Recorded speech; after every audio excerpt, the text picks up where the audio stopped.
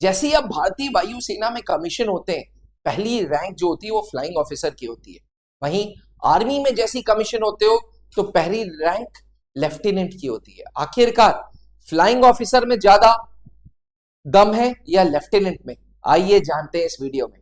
Defence aspirants नमस्कार, स्वागत है त्रिशूल डिफेंस एकेडमी के यूट्यूब चैनल पे। कौन है ज्यादा दमदार, फ्लाइंग ऑफिसर या लेफ्टिनेंट? ये एक सवाल अगर इसका उत्तर ढूंढ रहे हैं तो भैया वीडियो को अंत तक जरूर देखिएगा। ज्यादा से ज्यादा 3-4 मिनट लूंगा आपका। भारतीय वायुसेना की पहली रैंक है फ्लाइंग ऑफिसर और आर्मी की पहली रैंक है लेफ्टिनेंट। फ्लाइंग ऑफिसर नाम सुनते ही ऐसा लगता है कि भाई जैसे ये वो है जो अफसर हवाई जहाज उड़ा रहा है। भाई एयरफोर्स की चाहे फ्लाइंग ब्रांच हो, चाहे टेक्निकल ब्रांच हो, चाहे नॉन टेक्निकल ब्रांच हो, तीनों ब्रांचेस में पहला पद फ्लाइंग ऑफिसर का होता है। अगर आप पायलट है, अगर आप फ्लाइंग ब्रांच में गए तो आप फ्लाइंग ऑफिसर होने के नाते हवाई जहाज उड़ाएंगे।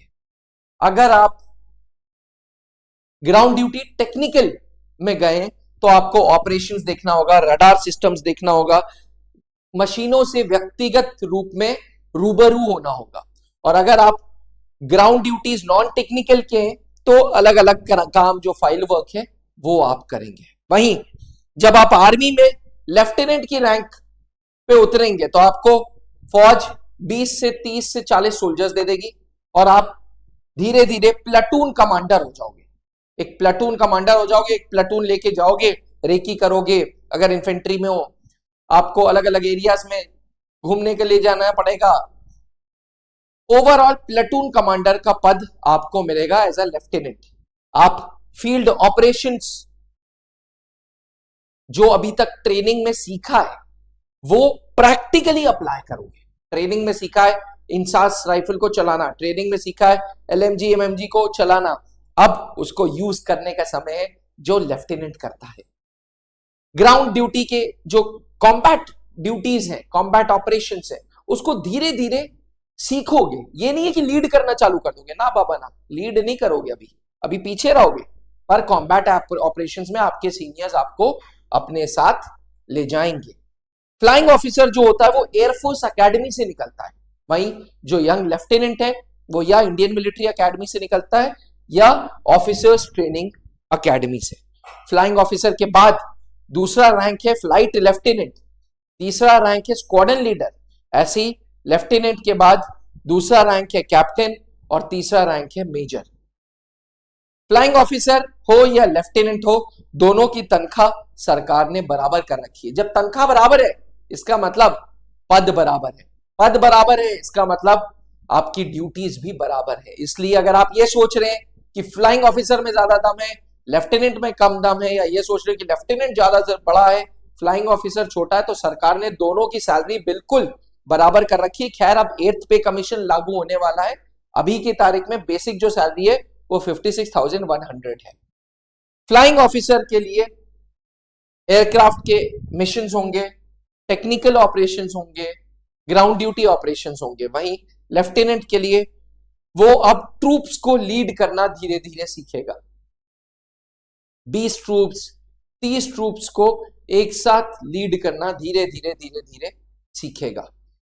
आप फ्लाइंग ऑफिसर में आपको बेसिकली एयर ऑपरेशंस सिखाए जा रहे हैं। देखिए एयरफोर्स एकेडमी से अगर आप फ्लाइंग ब्रांच से होके आए तो आपने स्टेज 1 स्टेज 2 की ट्रेनिंग कंप्लीट कर ली है। अब स्टेज 3 की जो ट्रेनिंग है वो स्क्वाड्रन आपको मिल जाएगा, उस स्क्वाड्रन में आप करेंगे।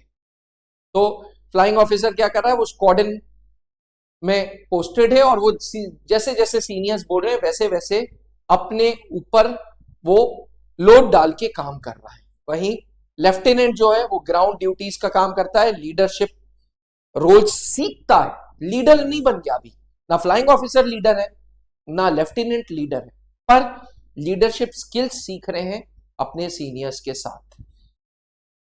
कंक्लूजन ये है कि both rank are equivalent in status and pay. दोनों का स्टेटस, दोनों का पद, दोनों का औहदा बराबर है, दोनों की तनख्वाह बराबर है। बस डिफरेंस ये, एक अगर फ्लाइंग ब्रांच में तो वो फ्लाइंग ब्रांच में ऑपरेट कर रहा है, एक जमीन से ऑपरेट कर रहा है। और अगर आपको इंडियन आर्मी का लेफ्टिनेंट या भारतीय वायुसेना का फ्लाइंग ऑफिसर बनना है तो आप त्रिशूल डिफेंस एकेडमी आ सकते हैं। ये संस्था late wing commander Anup Mehrotra ji की संस्था है, जिसको आज colonel Pankaj Mehrotra sir lead कर रहे हैं। जी हाँ, कर्नल पंकज मेहरोत्रा सर के साथ टीम में है brigadier Amar Narayan sir, lieutenant colonel Satyavir sir और मैं। इसके साथ साथ अलग अलग सब्जेक्ट के एजुकेटर्स हैं और हम सबका उद्देश्य है यंग लेफ्टिनेंट्स बनाना, यंग फ्लाइंग ऑफिसर्स बनाना, यंग सब लेफ्टिनेंट्स बनाना। ये है उसका सबूत, ये है उसका सबूत। आज इंडियन आर्मी में 650 से ज्यादा अधिकारी त्रिशूल डिफेंस एकेडमी पिछले 22 सालों से जो ऑपरेट कर रही है उसने दिए हैं। अगर आपका सपना भी सेना में जाने का है, अगर आपका सपना भी भारतीय वायुसेना ज्वाइन करने का है, भारतीय नौसेना ज्वाइन करने का है, तो त्रिशूल डिफेंस एकेडमी आइए, वर्दी पहनिए, त्रिशूल आओ, वर्दी पाओ। सबसे पुरानी ब्रांच हमारी प्रयागराज ब्रांच है, जिसका अब और भी बड़ा कैंपस हो गया है। जी हाँ, 12,500 स्क्वायर फीट में स्थित त्रिशूल डिफेंस एकेडमी का रेजिडेंशियल कॉम्प्लेक्स है प्रयागराज में, लूकरगंज में। हमारे लूकरगंज में आपको रेजिडेंशियल कॉम्प्लेक्स देखने को मिलेगा। उसमें आपको क्लासेस मिलेंगे, स्टूडियो मिलेगा, सेमिनार हॉल मिलेगा, लाइब्रेरी मिलेगी, सारी चीजें मिलेंगी। त्रिशूल आइए, वर्दी पाइए। सबसे बड़ी बात, हॉस्टल भी है टॉप फ्लोर पे। जी, hostel, seminar hall, library, studio, सब कुछ। मैं खुद अभी लूकरगंज से ये वीडियो बना रहा हूं। अधिक जानकारी के लिए पीछे लिखे हुए नंबर पे संपर्क करें। याद रखिए, प्रयागराज के अलावा हमारे ब्रांचेस दिल्ली, रांची, गंगानगर, गुड़गांव और आगरा में भी। थैंक यू, जय हिंद। आपने क्लास 10th के बोर्ड एग्जामिनेशंस दे दिए हैं और आप सेना में अफसर बनना चाहते हैं तो क्लास 11 से ही जुड़े त्रिशूल डिफेंस एकेडमी के एनडीए फाउंडेशन बैच से, जहां आपको यूपीएससी क्वालिफाइड एजुकेटर्स मिलेंगे, एक्स आर्मी वेटरन्स मिलेंगे, जो आपका सपना नेशनल डिफेंस एकेडमी का पूरा करेंगे। आज ही संपर्क करें